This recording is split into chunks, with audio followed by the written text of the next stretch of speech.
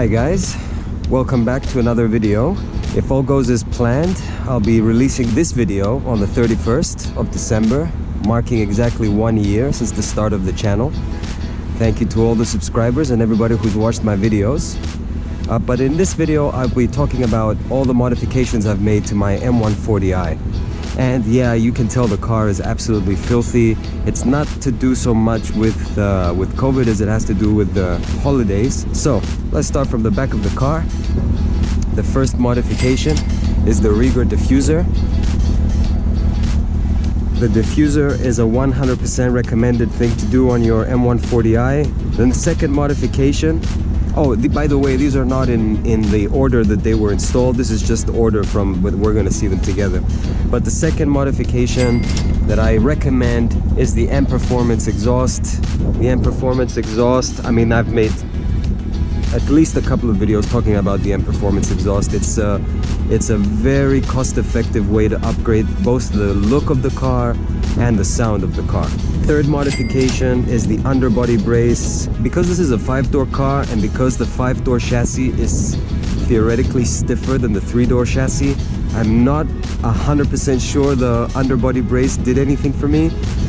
Nevertheless, it will help, it will stiffen the back of the car, so it's extremely cheap. So if you're gonna start modifying your car, this is one of those things that I recommend that you do. The most expensive modification, however, is the one that comes next. That's the limited slip diff. The limited slip diff cost me 3,000 euros for the parts and maybe another 250 euros for the labor. It was the most expensive modification made to the car. I cannot say that it makes a difference to my daily driving. It doesn't. Just take it to the track, try it without the limited slip diff, and then decide if you need it or not. The next modification, the lightweight wheels and the Michelin Pilot Sport 4 tires. Obviously you need grippy tires. I mean, I had run flats. If you have run flats with this car, all I can say is you're missing out on what the car can do. It's more comfortable without the run flats. It's faster without the run flats. Sure, I don't have a spare tire now, but it's a risk I'm willing to take because this is a high-performance sports car, and having run flats on it is a shame. The wheels, I mean, everybody out there is putting, I mean, it's the one customization that is just you could go crazy with the wheels. I chose these because I was really focused on offset and keeping the wheels underneath the arch, not too much poke. I wanted to do that while maintaining 8 kilograms of weight, and I didn't want to go 19-inch on the rims because I wanted to, be as comfortable as possible.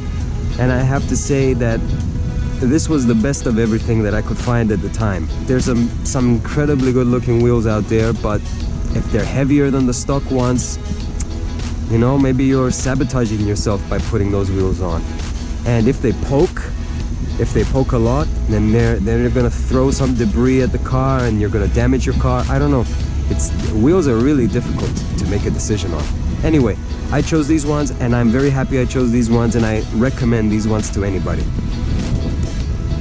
The next modification is the side skirt decals, and the side skirt, I mean, it needs its decals. I don't know if you want to go with these ones or the BMW M Performance ones, but and I'm planning to replace these ones. You can see they've become quite faded, but I'm happy I did them, and I strongly recommend side skirt decals.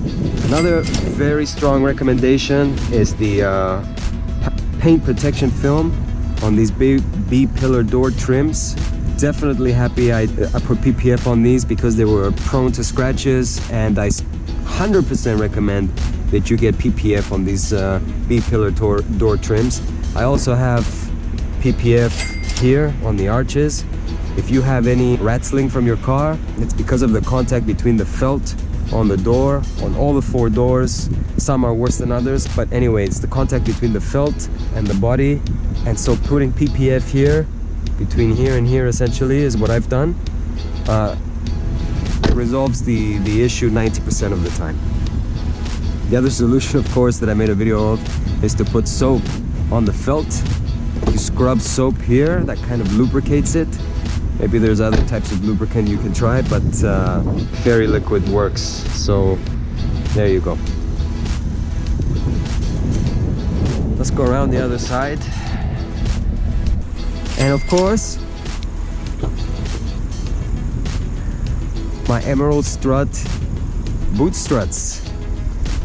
Yeah, 1000% recommend these. 1000% recommend these.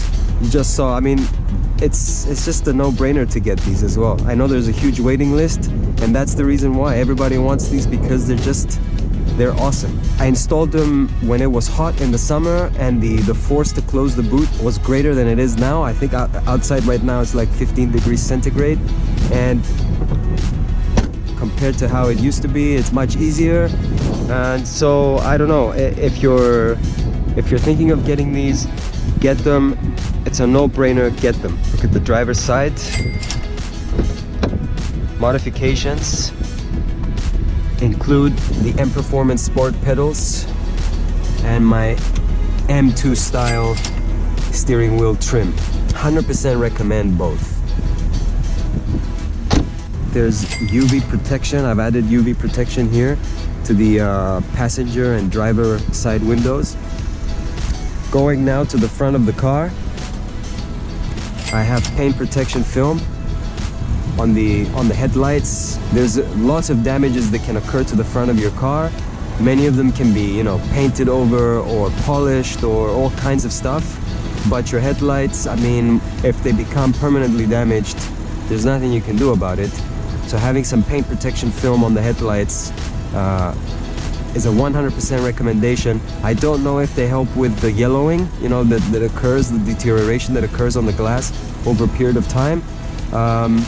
Potentially it helps with that as well. Anyway, 100% recommendation for that. Here I've put the mesh. I haven't mentioned it before, but it was a pain in the ass to cut the mesh. I did it myself. I bought some aluminium mesh and I cut it, and I used tire wraps and all that. It was a pain in the ass, much more difficult than you would think. But I did it, and I recommend it as well, because the radiator is right behind that grille. That grille doesn't offer any protection to the radiator. It's the auxiliary radiator to the engine coolant. So potentially you can lose your engine coolant if that becomes damaged. I mean, I just saw how many insects and other debris was in there, so I just thought it's a great idea to do it, and I recommend that you do it. Under the bonnet now, a few modifications to mention. I've done the AFE filter, the air filter, and I've done the hot climate mod. And of course, let's not forget about the Akrapovic downpipe. Anybody who wants to get the most out of this B58 engine definitely needs a high flow downpipe. And I've also done stage 1 tuning and the XHP. So all of those I recommend. Stage 1 tuning, you should do it if you own this car. This car is underpowered for production, in my humble opinion. Get a stage 1 tune. It's a no-brainer. Get it so that you can make the most from your car. XHP is a no-brainer too. The car is a sports car. Get XHP. The cost of these things is not prohibitive. So if you can't get them done, and then therefore when you buy this car, you buy a sports car, so you want it to behave like a sports car. It's much more capable than the software allows it to be. So for sure, get a stage 1 tune and XHP, and you'll enjoy the car a lot more.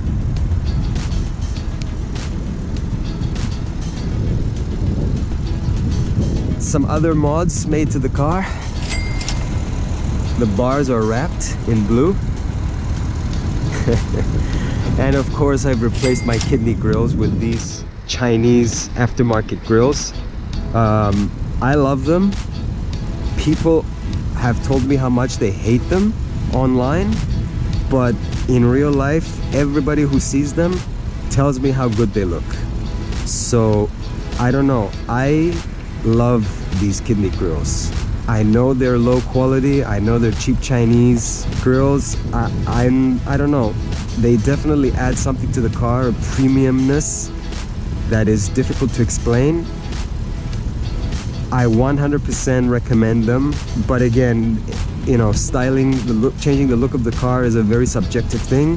I'm sticking to the car looking more premium rather than more sporty. I will get into that in a future video as to why I've chosen to go the way I've gone. But if you're thinking of buying this Chinese kidney grill, I can tell you, as I've said in my previous video, they're low quality. They don't quite match the car. They don't quite latch on properly. However, they do improve the look of the car, in my opinion. I don't know if you want to know what my future mods are going to be, but I guess I'll mention a few. I know I said in a previous video that I wouldn't lower the car because I want it to be practical, but I am looking at springs, some lowering springs. I won't say which ones, but yeah, that's in the pipeline. I'm thinking of wrapping the car completely. That's something that I just can't make my mind on because of just, you know, there's so many ways you can change the look of the car. The other thing is, as you may have noticed, I've not installed a rear spoiler on my car. It's amazing how difficult it's been selecting a rear spoiler. Most of the rear spoilers, they have this this curvature upwards, which I guess makes the car look more sporty or more hot hatch-like. But actually, I don't like that. I like the fact that this spoiler, the one from the factory, has a curves downwards. And I'm not saying that's for any specific reason that BMW's chosen to do that. So I want to continue that look, but ultimately the only thing that's available that follows that that curvature, for lack of a better word, is BMW's own M Performance rear spoiler. So after potentially 2 years of looking at spoilers, I've decided to go for the M Performance spoiler, which has been ordered and is going to be installed soon. There's more ideas, but I'm not going to reveal everything in this video. Thank you for watching. See you in the next one.